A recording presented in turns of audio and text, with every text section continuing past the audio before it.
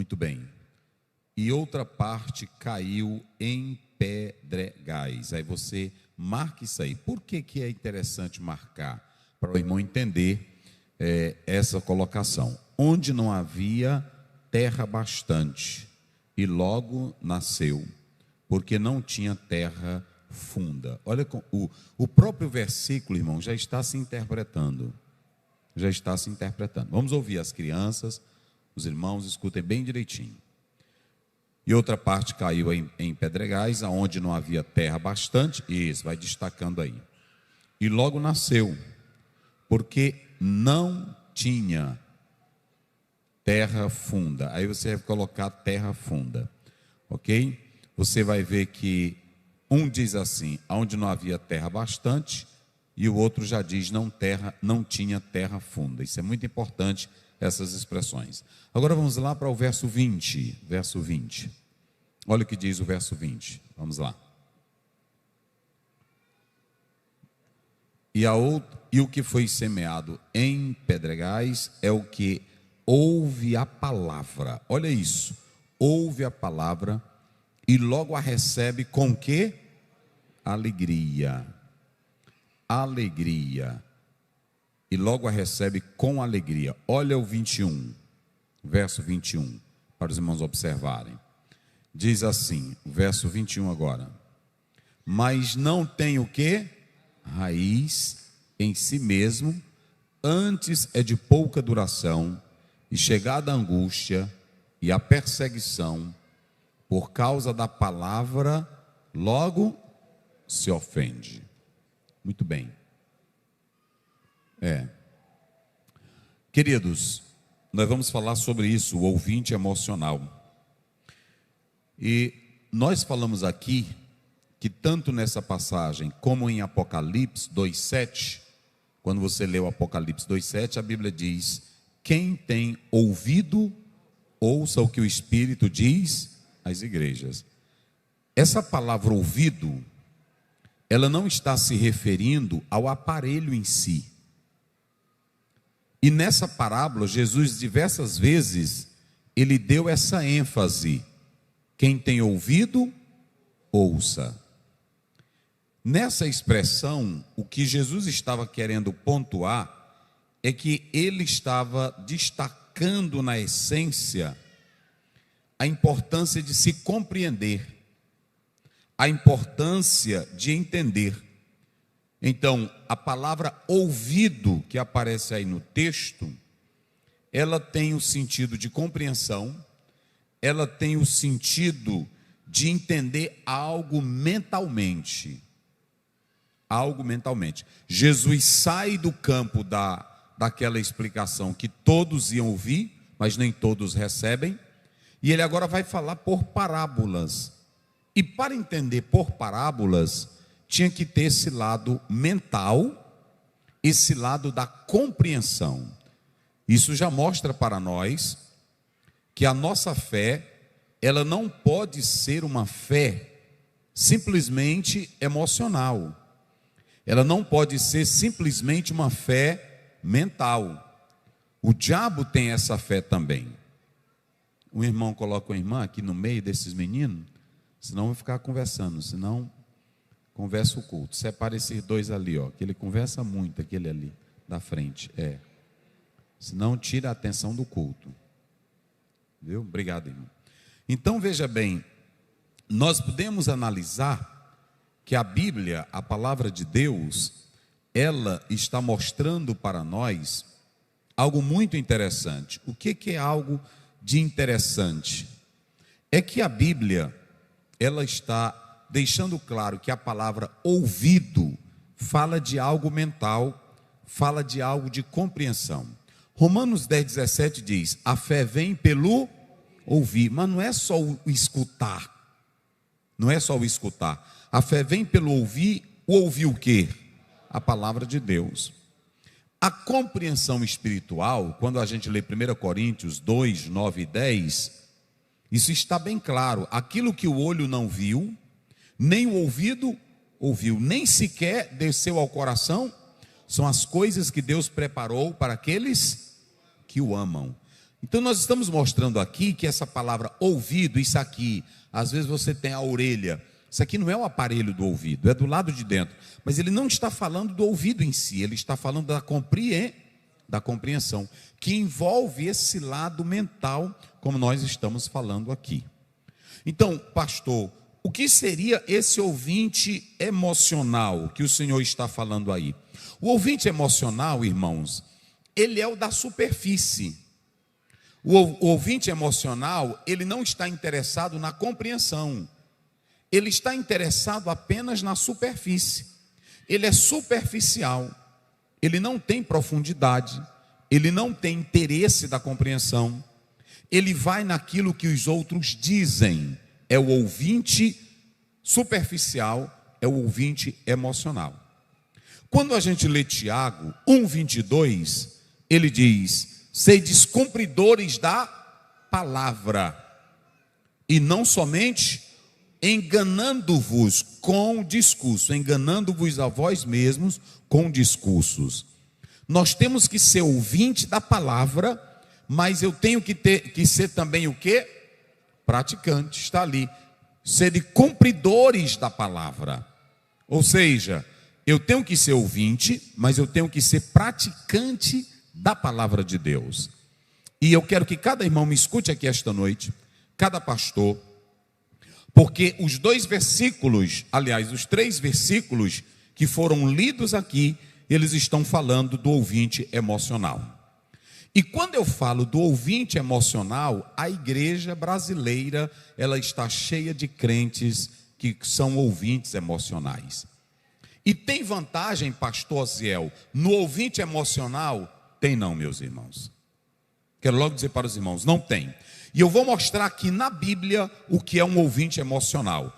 Coloca aí na tela, Jorge, Atos 8, verso 13. Olha um ouvinte emocional. Como é que diz aí? Pode ler aí. E creu até o próprio Simão. Primeiro você vai marcar isso aí. E creu. Vamos lá, vai lá. E sendo batizado. Ele foi o quê? Batizado. Qual foi a primeira coisa que ele fez? Creu. E depois? Batizado. Vai lá. Ficou de contínuo com Filipe, e vendo os sinais e as grandes maravilhas que se faziam, estava atônito. Então vamos lá, fique bem aí. Escute bem. O que foi que, e a igreja diga comigo bem forte, qual foi a primeira coisa que o Simão fez? Vamos lá, bem forte, igreja, participe. Ele fez o quê? Creu. E depois ele foi o quê? E depois ele fez o quê? Ele ficou seguindo todo dia Filipe. E o que ele via com os seus olhos?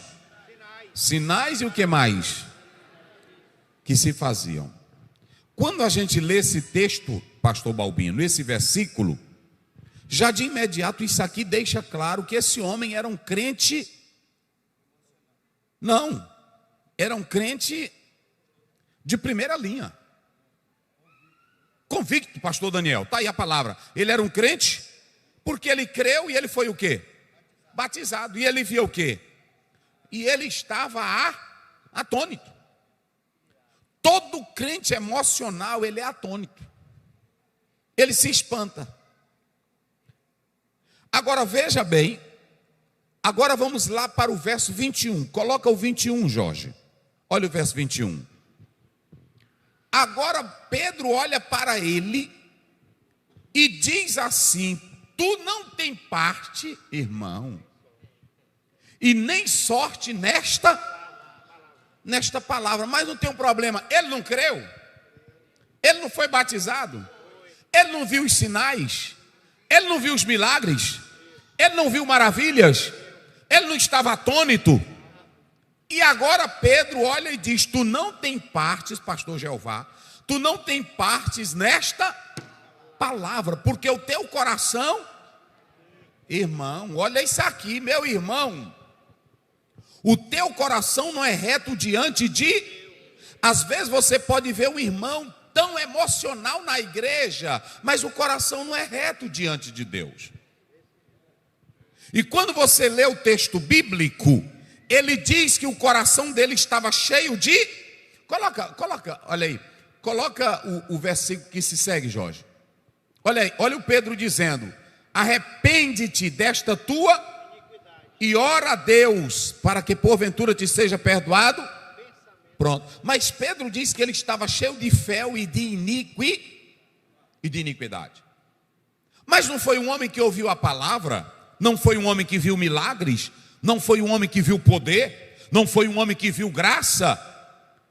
A questão é que o Simão, ele se voltou para o evangelho por simpatia. Ele se voltou pelo evangelho pela admiração. Ele se voltou para o evangelho pelo espanto. Na hora que ele via alguém estendendo as mãos e Jesus batizando, ele olhou e disse: eu também quero esse poder. Ele creu porque ele viu, ele creu porque ele ficou atônito, mas ele era um ouvinte emocional. Ele era tão emocional que vocês podem ver aí no próprio texto, que o Pedro, quando repreende, coloca o verso 14, olha o verso 14, só para os irmãos terem uma ideia. Vai passando, bota o 15, olha aí. Eles pregam a palavra, os apóstolos oraram, eles recebendo o Espírito Santo, e agora ele chega e diz: eu quero comprar isso. É o 18, vai lá. Eu quero comprar isso, me dá isso aí. Ele viu aí, ó. Aí ele ofereceu dinheiro, é a simonia, que vai acontecer muito no período medieval. Vai, coloca o 19. Então veja bem, dá-me também desse poder, eu quero isso. Não tem aqueles irmãos? Eu quero é poder. Eu não quero negócio de Bíblia não. Eu não quero negócio de escola dominical não. Eu não quero negócio de estudar não. Eu quero é ver Deus fazer. Esses são os piores. A igreja que mais pediu isso foi a igreja de Corinto, e era a igreja que estava rejeitando Paulo. E aqui, queridos irmãos, eu vou falar para os senhores e as senhoras hoje. Escutem bem. Tem 3 coisas que faz a nossa personalidade. Aqui é cheio de psicólogo. A minha esposa é psicóloga, esse aqui é psicólogo, quem mais é psicólogo? Tem um bocado de pastor aí fazendo psicologia, querem morrer psicólogos. Então deixa eu dizer uma coisa para vocês. A personalidade nossa, ela é formada, a professora Sueli sabe disso. Ela envolve 3 coisas. Ela envolve intelecto, ela envolve vontade e ela envolve o quê? Emoção. Quais são as 3 coisas que envolvem a nossa personalidade? Intelecto, o que mais? Vontade e o que mais? Emoção. John W. Watson, que estudou a psicologia infantil, ele pegou os traços infantis e ele queria saber a emoção de uma criança. A criança, no seu primeiro dia de vida, nas suas primeiras semanas de vida, ele pegou uma careta e fazia careta para a criança não rea. Meninos em que nascem não tem medo de careta, porque ainda é um recém-nascido. Fogo, não tem medo do fogo. E ele começou a analisar, e quando ele chega 11 anos de idade, quando atinge, ele vai mostrando as mudanças que vão acontecendo na emoção e na vida de uma criança.